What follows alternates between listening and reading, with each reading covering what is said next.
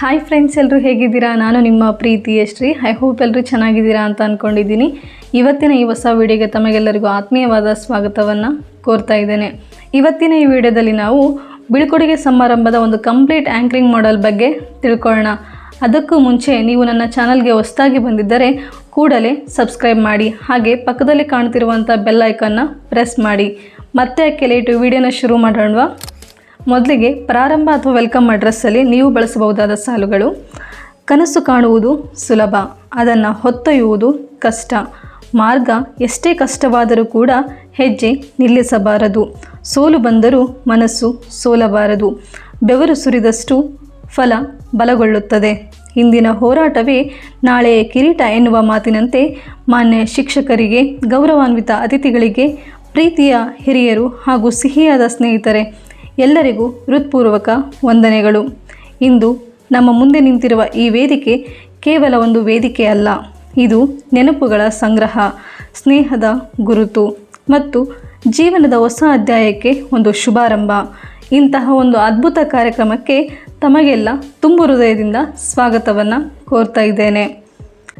ಇಂದು ನಾವು ವಿದಾಯ ಹೇಳಲು ಸೇರಿಲ್ಲ, ನೆನಪುಗಳನ್ನು ಹಂಚಿಕೊಳ್ಳಲು, ನಮ್ಮ ಸಹೋದರ ಸಹೋದರಿಯರ ಸಾಧನೆಗೆ ಅಭಿನಂದಿಸಲು, ಅವರ ಜೀವನದ ಹೊಸ ಹಾದಿಗೆ ಶುಭ ಹಾರೈಕೆ ನೀಡಲು ಬಂದಿದ್ದೇವೆ. ಇಂದು ನಮ್ಮ ಈ ಬೀಳ್ಕೊಡುಗೆ ಸಮಾರಂಭ ಮುಖ್ಯವಾಗಿ 4 ಹಂತಗಳಲ್ಲಿ ನಡೆಯಲಿದೆ. ಅದು ಯಾವುದು ಅಂದರೆ, ಮೊದಲನೇದಾಗಿ ಸ್ವಾಗತ ಮತ್ತು ವೇದಿಕೆಯ ಉದ್ಘಾಟನೆ, 2ನೇದು ಹಿರಿಯರ ಅನುಭವ ಮತ್ತು ಮಾತುಗಳು, 3ನೇದು ಸಾಂಸ್ಕೃತಿಕ ಕಾರ್ಯಕ್ರಮಗಳು, 4ನೇದು ನಮನ, ಕೃತಜ್ಞತೆ ಮತ್ತು ವಿದಾಯದ ಸಂದೇಶ. ಈ ರೀತಿಯಾಗಿ ಯಾವುದೇ ಒಂದು ಕಾರ್ಯಕ್ರಮ ಆಗಿರ್ಬೋದು, 4 ಹಂತಗಳಲ್ಲಿ ನೀವು ವಿಭಜಿಸಿ ಆ ಒಂದು ಕಾರ್ಯಕ್ರಮವನ್ನು ಅಚ್ಚುಕಟ್ಟಾಗಿ ನಡೆಸ್ಕೊಡ್ಬೋದು. ಯಾವುದೇ ಒಂದು ಕಾರ್ಯಕ್ರಮ ಆರಂಭ ಆಗೋದು ಸ್ವಾಗತ ಗೀತೆಯಿಂದ. ಈ ಒಂದು ಸಂದರ್ಭದಲ್ಲಿ ನೀವು ಇನ್ನೊಬ್ಬರನ್ನ ಇಂಪ್ರೆಸ್ ಮಾಡಬೇಕಾದ್ರೆ ಬಳಸಬಹುದಾದ ಸಾಲುಗಳು ಈ ರೀತಿಯಾಗಿರ್ಬೋದು: ಸಂಗೀತ ಮನಸ್ಸಿನ ಭಾಷೆ, ಭಾವನೆಗಳ ಸೇತುವೆ, ಮನುಷ್ಯನ ಎಲ್ಲ ತೊಂದರೆಯನ್ನು ಮರೆಸುವ ಏಕೈಕ ಶಕ್ತಿ ಸಂಗೀತಕ್ಕೆ ಇದೆ. ಎಂತಹ ಕಾರ್ಯಕ್ರಮವನ್ನೇ ಮೆರುಗುಗೊಳಿಸುವ ಶಕ್ತಿಯೂ ಕೂಡ ಸಂಗೀತಕ್ಕೆ ಇದೆ.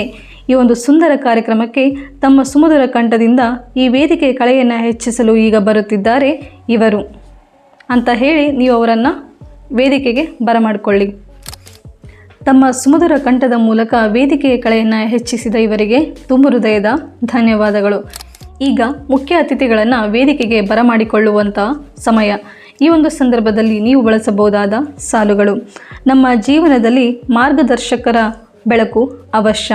ಇಂತಹ ಬೆಳಕಾಗಿ ನಿಂತಿರುವ ನಮ್ಮ ಕಾರ್ಯಕ್ರಮದ ಮುಖ್ಯ ಅತಿಥಿಗಳಾದ ಅವರನ್ನು ವೇದಿಕೆಯ ಮೇಲೆ ಆತ್ಮೀಯವಾಗಿ ಸ್ವಾಗತಿಸೋಣ.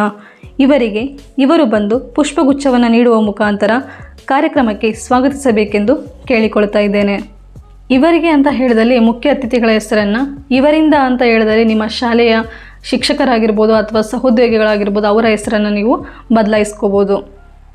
ಇನ್ನು ಅದು ಮುಗಿದ ನಂತರ ಈ ವಿಶೇಷ ಸಮಾರಂಭಕ್ಕೆ ಆಗಮಿಸಿದ ಮುಖ್ಯ ಅತಿಥಿಗಳಾದ ಇವರಿಗೆ ಮನತುಂಬಿ ಆರ್ಥಿಕವಾದ ಸ್ವಾಗತವನ್ನು ಕೋರ್ತಾ ಇದ್ದೇನೆ.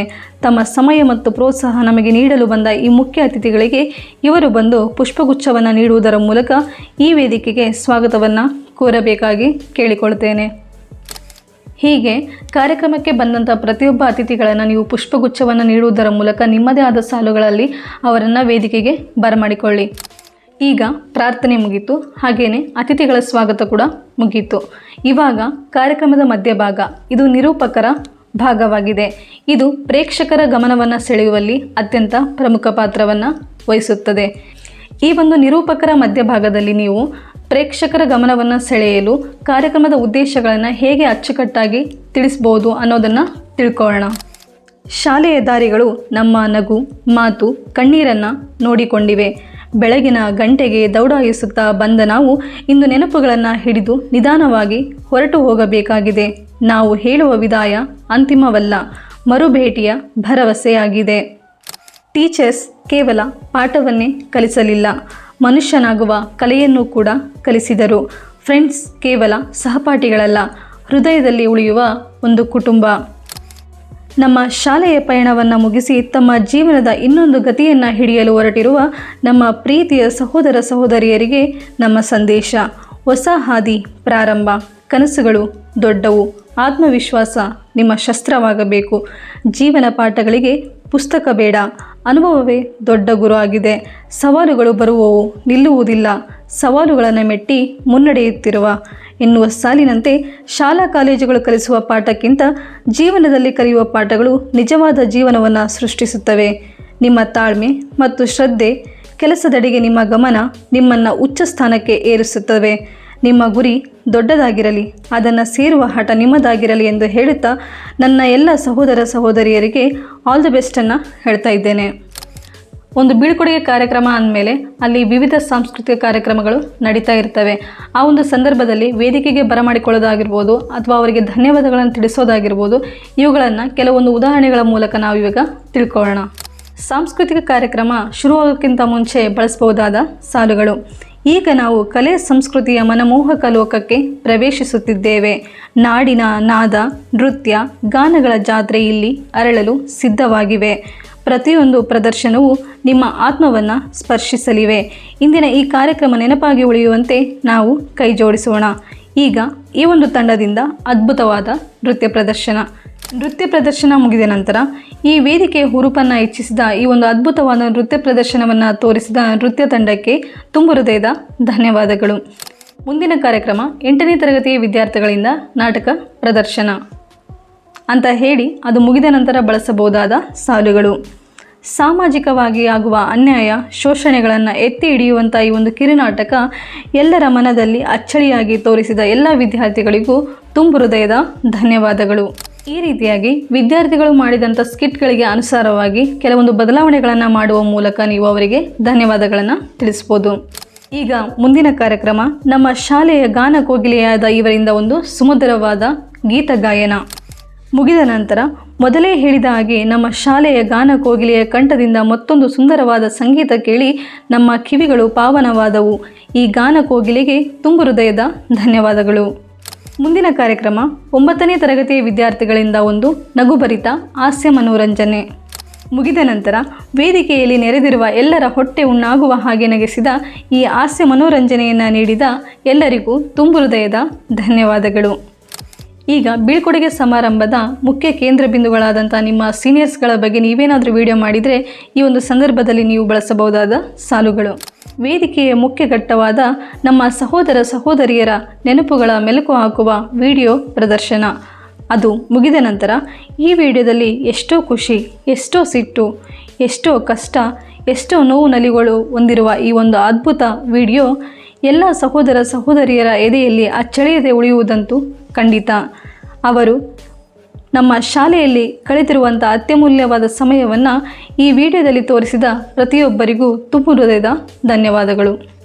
ಹೀಗೆ ಬೇರೆ ಬೇರೆ ರೀತಿಯ ಸಾಂಸ್ಕೃತಿಕ ಕಾರ್ಯಕ್ರಮಗಳಿಗೆ ನಿಮ್ಮದೇ ಆದಂಥ ವಿಶಿಷ್ಟವಾದ ಸಾಲುಗಳನ್ನು ಬಳಸುವುದರ ಮೂಲಕ ನಿಮ್ಮ ಒಂದು ನಿರೂಪಣೆಯನ್ನು ಮತ್ತಷ್ಟು ಮೆರುಗುಗೊಳಿಸಬಹುದು.